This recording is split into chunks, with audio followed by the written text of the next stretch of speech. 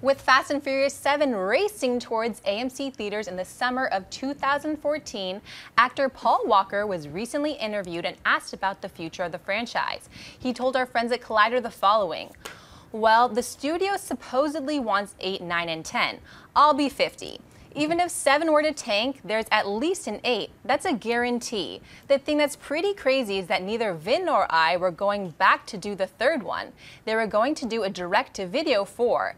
They were going to dispose it and be done with it. But then Vin was like, no, I'll come in for a cameo, because it wasn't testing well. He wanted to set up the 4th one, and the studio went for it, and we got a second life." John, what do you think of Walker guaranteeing a Fast 8 even before Fast 7 is finished? No brainer. This is a franchise that once number 4 hit has been getting bigger and bigger and bigger and bigger, and we'll talk about what I think was the trigger for all that. But the last film made $788 million last year. Let that number sink in for a second. We become desensitized to some of these numbers sometimes. Think about this. $788 million at the box office this Fast and the Furious film made. Tell me that back when Fast and the Furious 1 came out, that Fast and Furious 7 would even exist, because Fast and the Furious 1 was crap. I know a lot of you guys love it, and that's cool. But so it's absolutely no brainer. Even if this one tanked, which is not, it's not going to go from $788 million down to $50 million.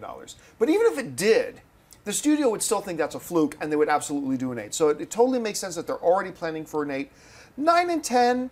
Why not? This franchise just keeps rolling. And look, I'm going to tell you right now, I still believe that the thing that triggered all this was the arrival of The Rock. You know, 1, 2, and 3, I didn't care for very much. And it was, you know, he just said the studio was losing interest in it. I think a lot of people were losing interest in the franchise.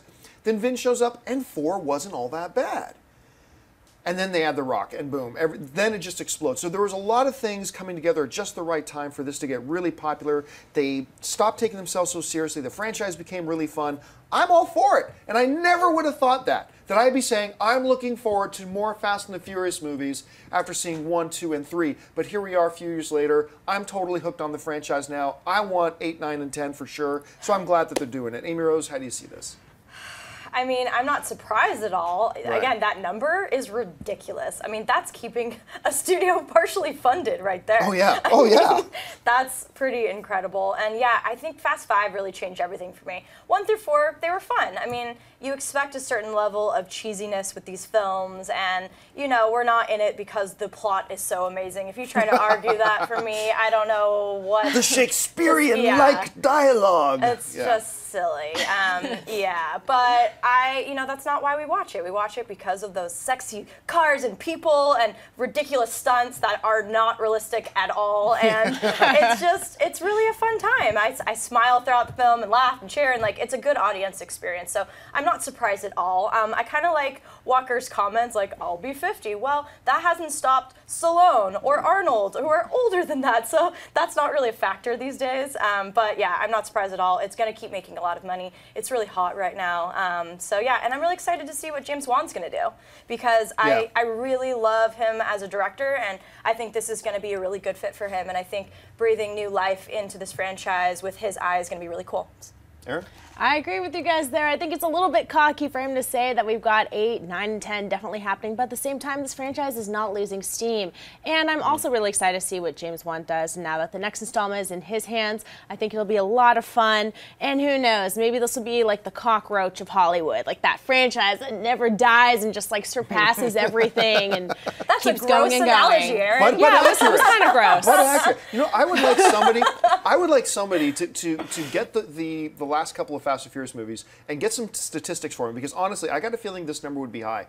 What percentage of Vin Diesel lines in these films are 5 words or less, spoken in a monotone, cold voice?